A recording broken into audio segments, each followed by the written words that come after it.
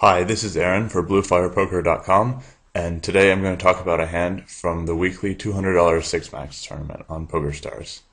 As you can see, I'm in the big blind with Queen 8 offsuit, and oops, missed some of the action here. It folds around to Busto Soon, who's a very tough regular. He's, in my opinion, one of the best players that puts in a lot of hours in like mid to high stakes tournaments on PokerStars, and I play with him quite a bit. And it folds to him, and he opens from the small blind. And I have Queen 8 off here, and I'm getting 2-1 to call. This is a hand that I'm basically always going to defend against him, even though, based on Hold'em manager stats and our history, I think he has a very tight range here. Maybe around 30% of hands, maybe even tighter. He's pretty tight from the small blind. His stats overall are looser, but I think this deep, without antes, he's going to be pretty tight. But as you'll see in this video, a big theme of it is kind of game theory and like balancing my play and being unexploitable. And when I'm playing against someone like Busto Soon that I'm going to play tens of thousands of hands with, it's important to me that my play doesn't have any big weaknesses. And so even though this hand might be difficult to play post-flop sometimes, I'm pretty much always going to call with a hand as strong as Queen 8 off, and even a few hands weaker than that, just because I don't want him to be able to steal my blind too easily and to start to open up his range from the small blind. So I go ahead and call, and the flop is pretty draw heavy and pretty good for me. It's Queen 8-2 with a flush draw, and I have, although not the nuts, I have a very strong hand against his range, and it's a board where a lot of cards can come off on the turn that can hurt my action, like a 9 or a 10 or a spade will make my hand a lot weaker, and he bets into me. Now, against a lot of players in a vacuum, I'm going to be raising here just about every time. It's going to be really tough for him to fold a hand like top pair or an over pair or any kind of draw. Not any kind of draw, but a strong draw. Even a hand like nines through jacks, he's going to have trouble continuing to a raise.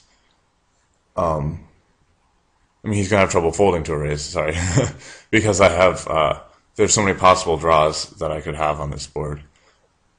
But against this particular opponent, I want to have a strong range when I call his flop bet, because there are so many weak hands that I want to be able to call with. If I have a hand like 10-9 offsuit, for example, I have quite a bit of equity against a lot of his hands like ace-king or pocket fours or whatever, and I'm going to want to realize that equity, and I'm not going to want to fold hands like that, and he has a pretty high continuation bet percentage, so I'm going to want to make a lot of little floats, sometimes with even worse hands than that, and I'm going to have a lot of weaker hands like pocket sevens, or I might 3-bet pocket sevens occasionally, but usually I'll have pocket sevens or just a one pair 8 like king 8. So I'm going to want to call this flop a lot, and if I don't call it with strong hands, he's going to be able to bluff me a lot on the turn. And it turns out that in my opinion anyway, just calling with top pair is not going to give me enough strong hands. So I go ahead and call with top 2 here, even though I could raise, and I could probably get the money in here as a small favorite against his range. But in order to balance my calling range on the flop, I'm going to go ahead and call with this hand. I'm pretty much calling with almost all hands here. Actually, this is not necessarily how I recommend someone else play against Busto Soon, but my style of play in general is just I do a lot of floating and stuff like that, and so I have to do a lot of slow playing to make sure that people can't just 2 and 3 barrel me and make me fold everything. And another advantage to this is that my hand is a little bit disguised when I call, because although he knows that I slow play, I'm not sure he'll give me credit for slow playing quite as often as I do on a board like this. So I go ahead and call, and the turn is an 8, and he checks. This is a spot where I expect him to be checking almost his entire range. Well, that's not true. He's going to bluff occasionally.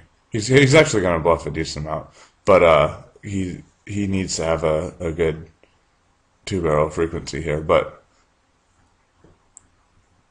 I think he's gonna check a lot of his medium to strong hands and use them as bluff catchers here, because all the draws missed, and I'm likely to bet with any sort of missed draw here. And I'm going to be betting with any 8. And basically it's a spot that he wants to check because I'm not fully polarized, but I'm already starting to get a little more polarized on the flop. On the flop, if we go back, when I call his bet here, I'm going to have a lot of hands that have somewhere in the 40 to 60% equity range against him. You know, a lot of gut shots. Maybe let's call it the 30 to 70% equity range. A lot of gut shots, some backdoor draws, some middle pairs, stuff like that. Once the turn comes, all those gut shots and flush draws lose half their value. I've had 2 streets to hit. I missed one. He's doing much better against those cards, those hands that I have.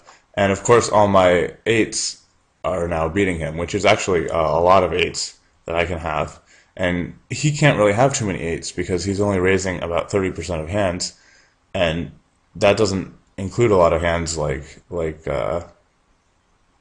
King 8 offsuit. I mean, he might have King 8, but probably not. Yeah, I don't think he ever raises King 8 offsuit here.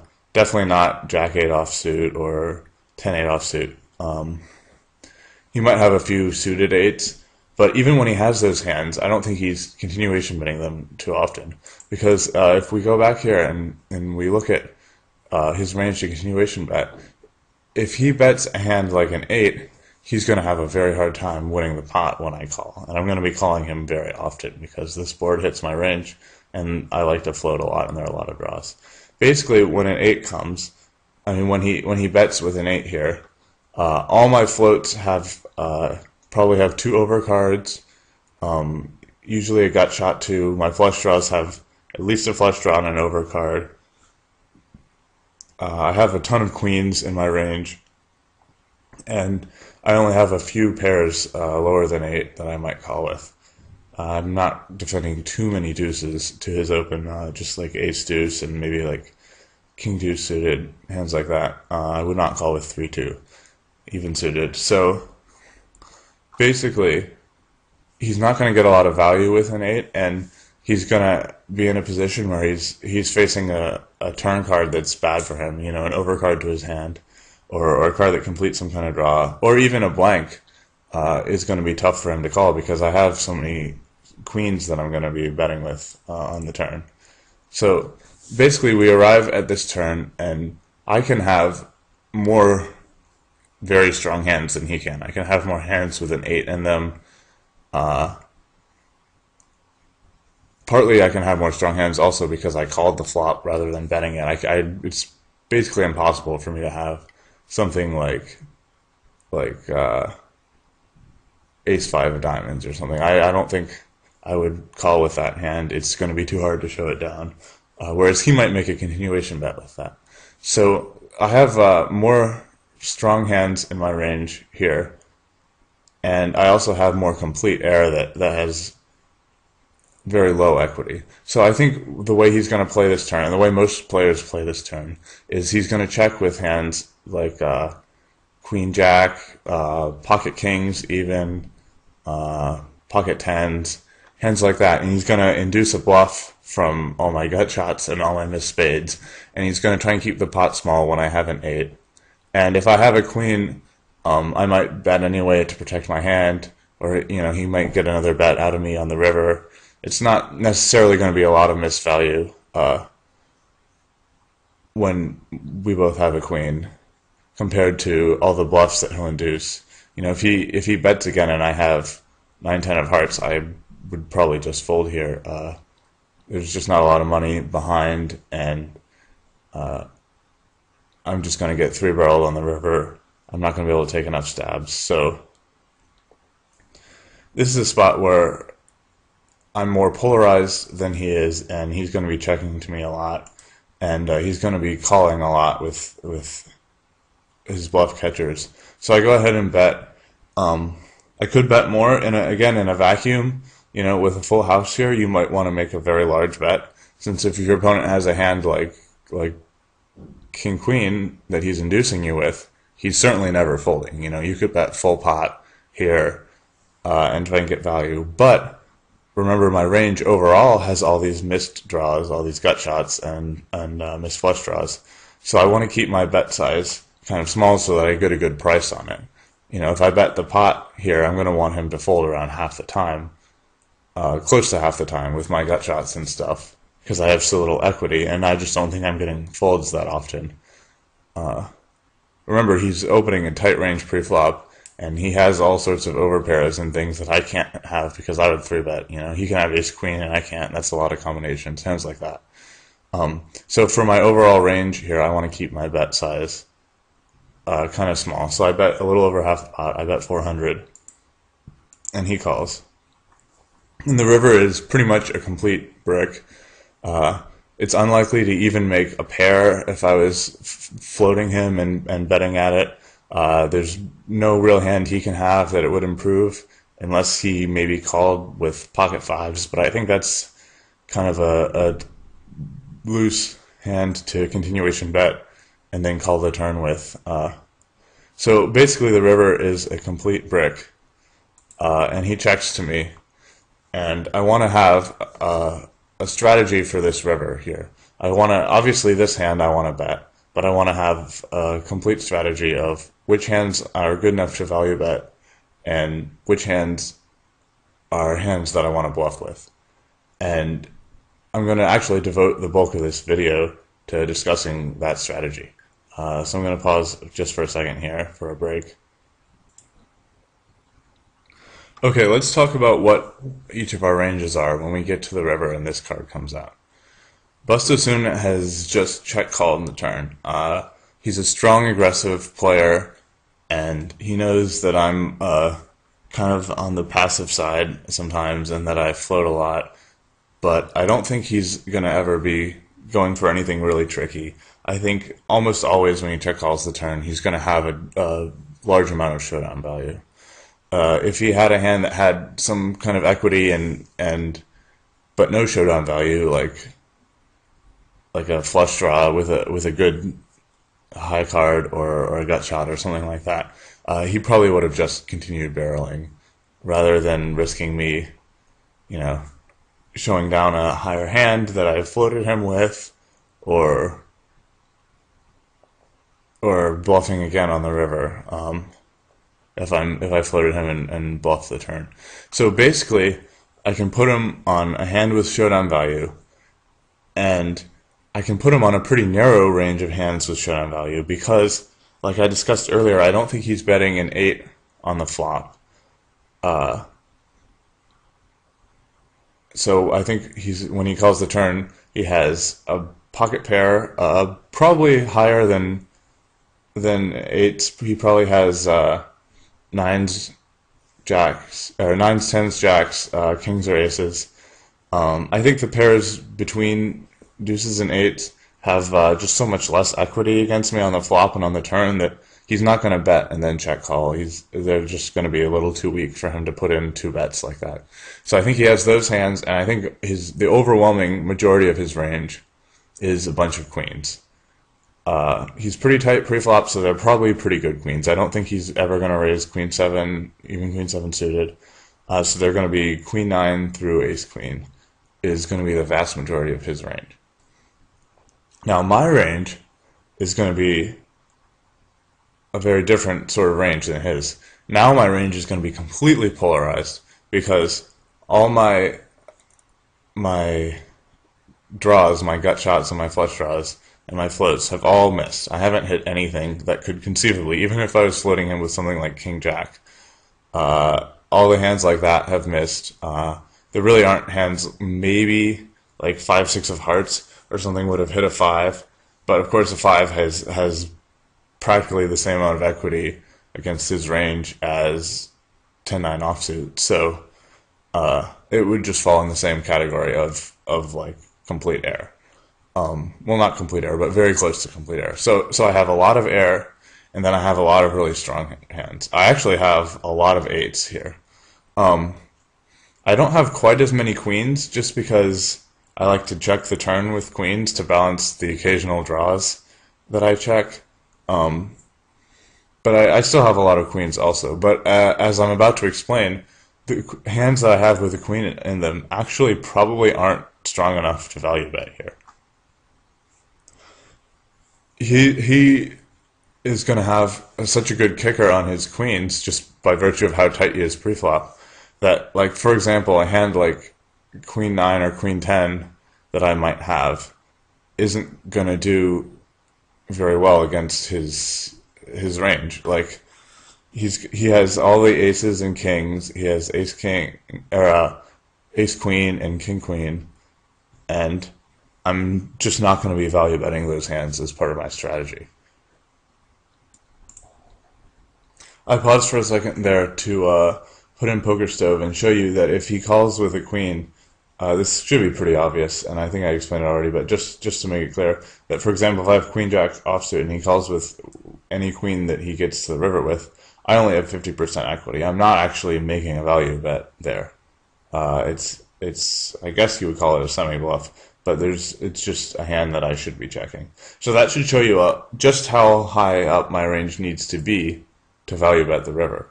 And that's not even including the fact that he actually does have a few monster hands. He has, like, I mean, in this case it's even less likely because I have Queen 8, but considering our entire ranges, he does have Queen 8 occasionally, he does have deuces. I think a lot of the time he's two-barreling those hands to balance all of his bluffs and choosing to bluff catch the middle ones instead. But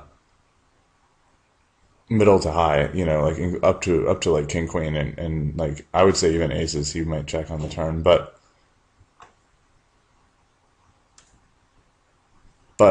he certainly has a non-zero combination of twos full of eights and eights full of queens and hands like that also. So I'm not going to really want to bet my hands with a queen in them here very often. I'm giving him a lot of credit for deducing my ranges here because we play so much together, and partly because I want this video to be sort of an exercise in game theory. So getting back to my range on the river, it's going to have a lot of strong hands with an 8 in them and a lot of complete air.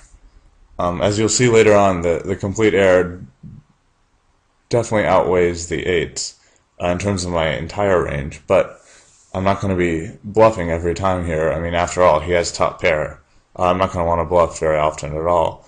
So basically, I want to find a game theoretical strategy here that will allow me to get value from all my super strong hands, my 7-8 of diamonds, ace-8 offsuit, queen-8 obviously in this case, 2s, 8s, whatever, all my hands like that. I'm going to want to get value from those, and I'm going to want to balance it with a few bluffs with my other hands. And so because I'm so polarized, we have kind of a special situation that I wanted to show you guys. I put together a slideshow about, so let me put it up now. So for a second we're going to forget about that particular hand, and we're going to talk about a general concept. And this general concept is that in specific situations, betting the river all in is game theory optimal no matter the stack sizes. And here, as you can see, we're going to show that this hand approximately meets the criteria that we're talking about. We're on the river. The range to value bet is exclusively the nuts relative to your opponent. Your range to bluff is exclusively air, and your opponent only has bluff catchers. Then in this instance, the game theory optimal strategy is going to always be to bet all in with the nuts and some percentage of your air, or check the rest of your air, even if it's an overbet. Especially if it's an overbet, in fact, as we'll see. In this particular hand, as I'm sure people will be eager to comment, I don't fit the criteria exactly. My opponent is going to have hands other than bluff catchers. Occasionally, I'm gonna go ahead and for the sake of this video, treat any 8 as the nuts on the river. And occasionally, of course, an 8 won't be the nuts on the river. But I think his range is so predominantly a pair of queens that an 8 is very close to the nuts on the river. And because, although stack sizes are larger than the pot, and all-in isn't a giant overbet, we can ignore that for this situation and treat my hand as if it was the nuts. And rather treat, of course my hand actually is pretty much the nuts. I guess you can have queens full occasionally, but I'm going to go ahead and treat any 8 as the nuts, even in this situation. So I'm going to explain, this might seem a little counterintuitive, and I'm going to try and explain how it works and why it works. So we're going to start with making an unexploitable river bluff. An unexploitable river bluffing frequency should give your opponent the same equity as the odds he's getting to call. Basically, what you want when you bet the river against a very tough opponent like Buster Soon, who you play with a lot, is you don't want him to be able to outplay you by figuring out how often you're bluffing and how often you're value betting and just making the right decision. You want to realize the true strength of your range. You know, you want to make real value bets and real bluffs, and so you want him to not have a real choice. You want call and fold to be the same value, the same equity to him. That way, he can't, by knowing your frequencies, cause you to lose. He can't make a correct decision. So basically, what you want is if you bet, here's an example. If you bet the size of the pot, P, you should be bluffing 1/3 of the time, because you want him to be getting 2 to 1 on his money. You want there to be no easy choice for him. So basically, as you can see in this instance, when you bet the pot and you're bluffing 1/3 of the time, you're making an unexploitable river bluff, because his expected value of call is the 1/3 chance he wins times the 2p that he wins, your bet plus the pot, and then the percent chance he loses, which is going to be 2/3, or 1 minus your bluffing frequency, or 1 minus his equity, and then the negative p, the money he loses when he calls. And in this case, you can see it comes out to 0. So his EV of call is the same as his EV of fold. So he's going to be indifferent there. And that's what you want for an unexploitable bluff. And so, of course, when you bet pot here against a good opponent, if you weren't bluffing 1/3 of the time and he was good enough, he could exploit it either by always calling if you bluffed more than 1/3 and he caught onto it, or always folding if you bluff less than 1/3. And you don't want that. You want to get some bluffs in, or get some value bets in, or possibly even both. So I just wanted to put this up here. This is a quick refresher on how to calculate the equity needed to call a river bet. So we have, what equity X does a player need to call a bet of n times P into a pot size of P. So basically, you want to know, if you bet n times the pot, what equity does your opponent need to call? I'm not going to go over this algebra too much. You can pause the video and look at it and make sure you understand it. But basically, you get this formula, and this is something you should be using in all kinds of poker decisions, not just ones that relate to game theory. You know, when a guy bets, say, like, let's plug in 2. When a guy bets double pot, you have n over 2n plus 1. That's 2 over 5. You need 40% equity to call a double pot bet on the river. So I'm just going to leave this up here for one more second. Like I said, feel free to pause the video and make sure you really understand it. So now that we have this formula for the equity that your opponent needs to call a river bet, we can try to figure out what an optimal bluffing frequency is. Because, as we said, this formula is also an optimal bluffing frequency. Remember, an unexploitable river bluffing frequency should give your opponent the same equity as his odds. And in this case, we have to go back to slide 1 here for a second. We assumed all these things, and in a situation where ranges are more complicated and you might accidentally be value betting a hand that he might call with better situations like that, it's going to be a lot more complicated. But in this simple situation, our opponent's equity is the same as our bluffing frequency, because when he calls, if we're bluffing, he wins every time, and if we're value betting, he loses every time. Remember, in our specific hand, we're assuming that we have even our worst value bets, like 7-8 or something, are going to beat. We're just ignoring the tiny fraction of the time that he has his own full house or something. He's always going to have something like Queen Jack, and he's going to lose to all of our value bets, which are primarily hands with an 8 in them, and he's going to beat all of our bluffs, which are primarily Jack high and 10 high and stuff like that. So we want his equity to be so that EV of call is 0. So that's how we get that our optimal bluffing frequency is the same as our formula for the equity that our opponent needs to call. So now we know that for any time we bet n times the pot on the river, we want to make sure that we're bluffing n over 2n plus 1 times. That way our opponent has a 0 expectation on a call, and it's indifferent whether he calls or folds. I'm going to pause for a second.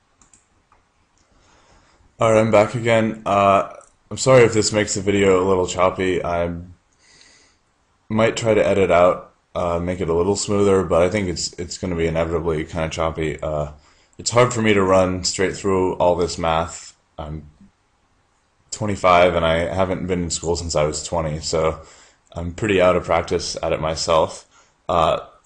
This hand is something that while I was playing, I understood the concept intuitively and theoretically, but actually working out all this math was an exercise that was difficult for me too. So I really urge all of you watching this at home to pause a lot and go back and think about stuff, and feel free to post questions on the forums or to contact me about the video. So we arrived at a formula for how often we should be bluffing when we bet n times the pot on the river. Now let's look at the next slide, and here you can see that I checked it.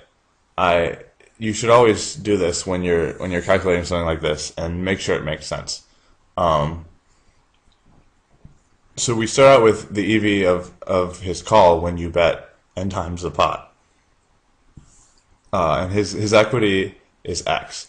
So you're going to have x, which is, in this case, his equity is straight up the percent chance that he wins, because it's a river. So you're going to have his chance he wins times the amount he wins, which will be our bet plus the pot. And then you're going to have the chance he loses, which is 1 minus x. That should be obvious. Pause or think about it if it's not. But, if he's winning 45% of the time, he's going to be losing 55% of the time. It's 1 minus his equity. And then it's going to be times negative NP, because he loses the value of our bet when he calls incorrectly. So remember that his equity is going to be n over 2n plus 1, because this is an unexploitable river bet. So then you can plug in the EV of his call here by substituting this for x. And this is quite a bit of algebra, and I'm a little rusty, so it took me a little while to do it. And I'm not going to go over this either in the video.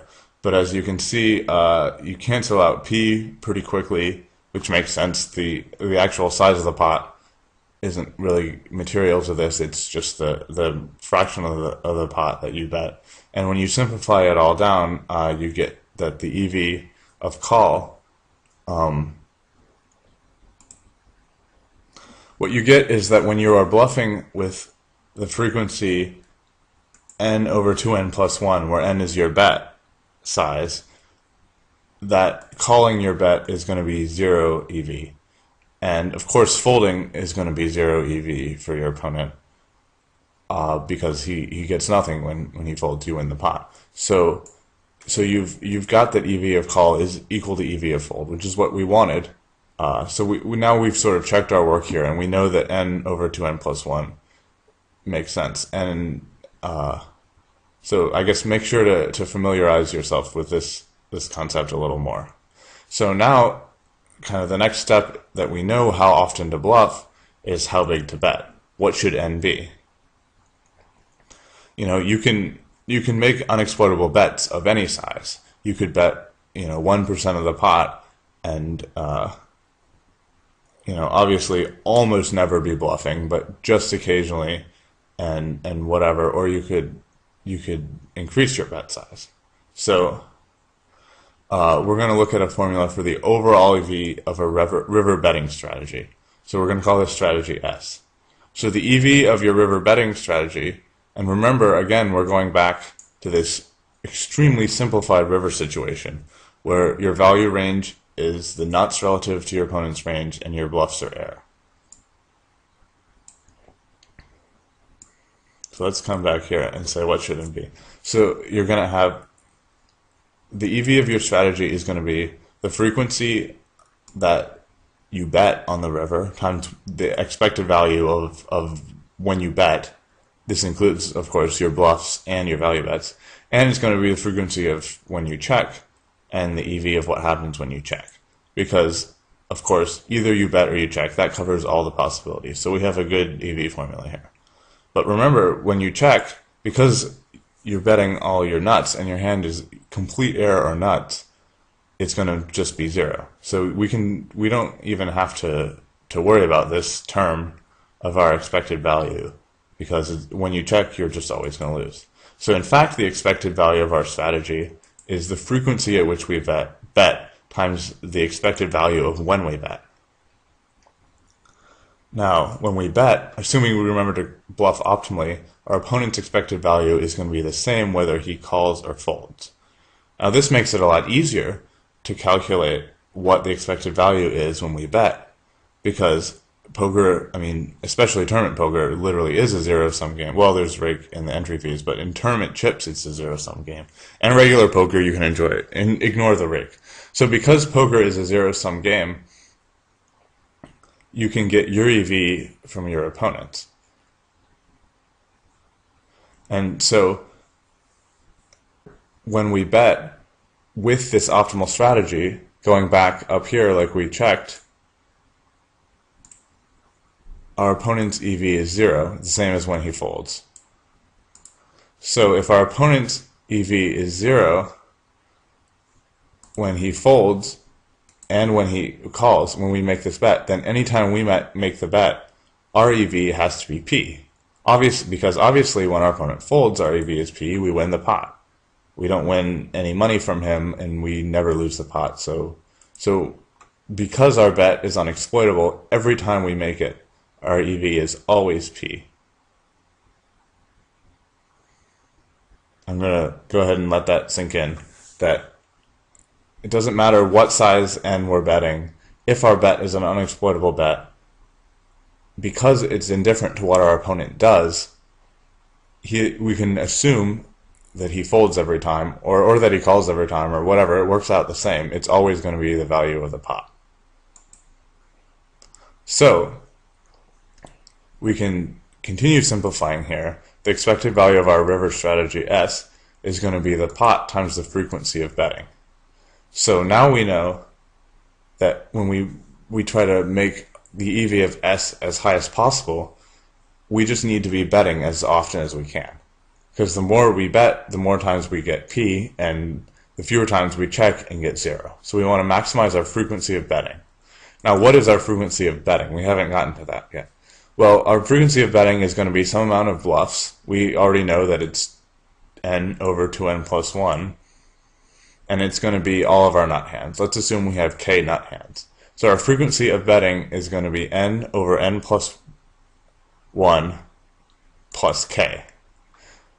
Of course, k is an unchanging constant that's just going to shift our frequency by however often, depending on earlier streets, however often we turn out to have the nuts on the river.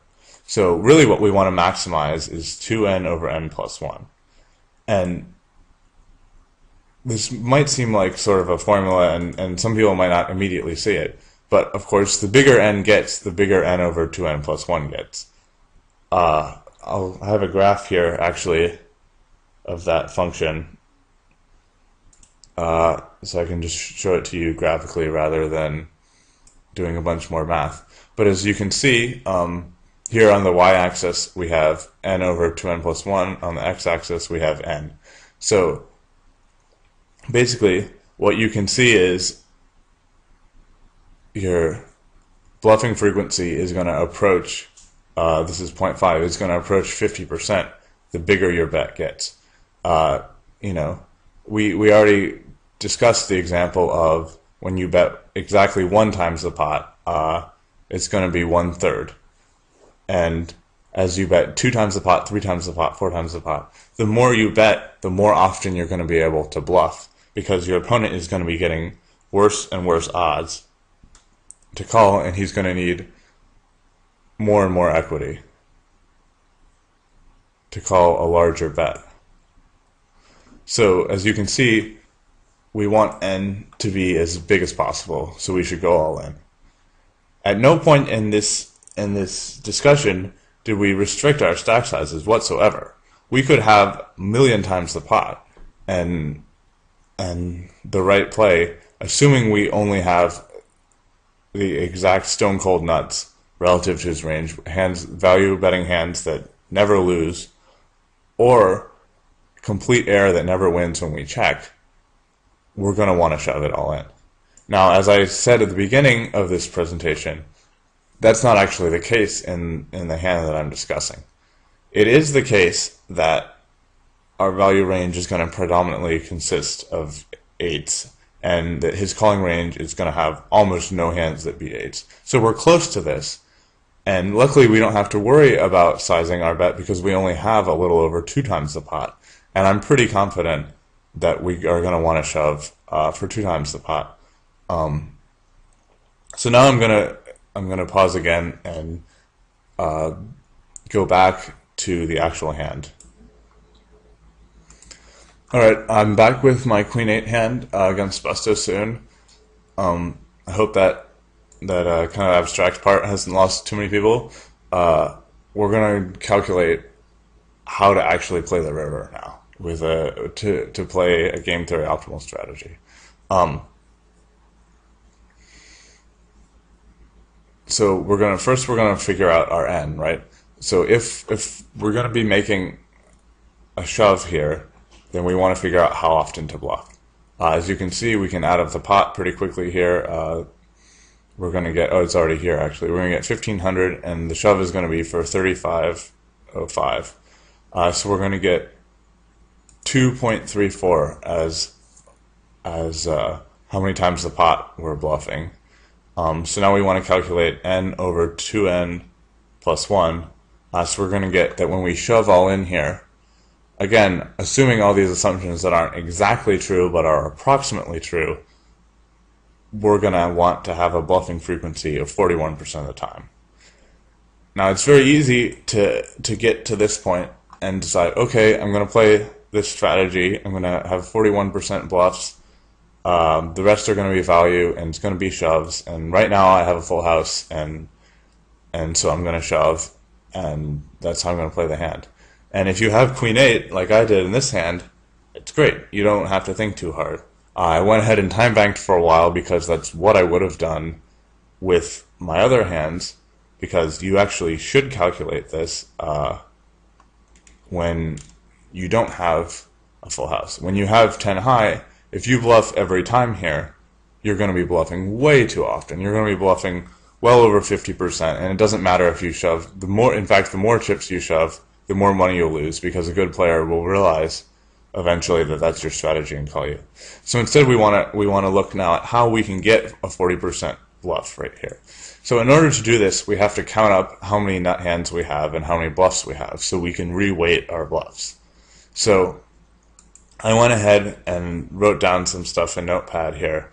So you can see we have one combination of pocket eights, 3 of deuces, 6 of queen eight. I gave myself some suited eights, a small group of offsuit eights. I don't really want to make these videos be about like how to beat me and what my exact ranges are and whatever. So I will go ahead and warn you that this probably isn't my exact range, either of bluffs or nut hands. I'm playing various hands in different ways, checking back the turn with bluffs and with strong hands, and I might even be raising the flop occasionally. But this is kind of a good simplified version of my range. So as you can see, we add these up, we get 42 combinations of nut hands that I can have. Now for our bluffs I'm ignoring like other floats, so I certainly have floats like King 10 of hearts or something. But I just gave us the gut shots for the sake of simplicity, which are 9-10, 9-jack, and 10-jack, and then I gave the spades that aren't like with an 8 in them or something like that.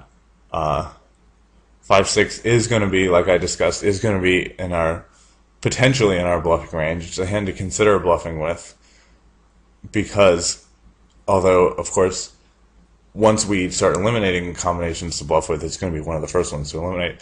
But it is doing really not significantly differently against his calling range than 10 high. But so we have 5-6 of spades, 6-7 of spades, 7-9, 7-10, 7-jack, 7-king, 7-ace, and so on. All the spades that we might be bluffing with here, which is 13. And so when we add this up, we get 61 bluff combinations and 42 nut combinations. Now we can't bluff, like I said, all of our bluff combinations because we'll be way too heavily weighted towards bluffs. Instead, we want to bluff B of them. So what I did here was I solved for B. Now our bluffing frequency is going to be how often we are bluffing when we bet. So if we pick B of these 61 combinations, then we're going to be bluffing a total of our 42 nut combinations plus B combinations, and we're going to be bluffing B combinations at a time. So that's where this formula comes from. For example, if we bluff 30 combinations, then we're going to be betting 72 combinations total on the river, and 30 of them will be bluffs, so 30 over 72. But in this case, we know we want it to work out to 41, so we can do some algebra here and solve this equation too. We have B over B plus 42 equals 0.41. I'll just go through this real fast. Multiplying it out, we get B equals 0.41 times B plus 42, and then solving for B, we get B equals 29. So we know we want 29 of our 61 combinations to bluff.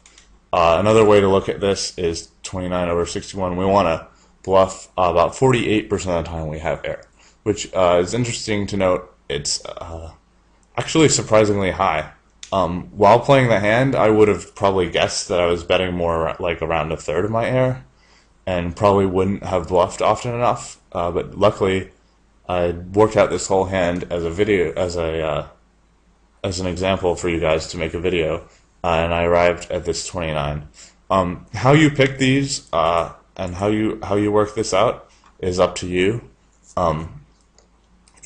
There are clearly some of these combinations are better to bluff with than others. 5-6 of spades is certainly one of the worst to bluff with because you have a pair and you might win somehow.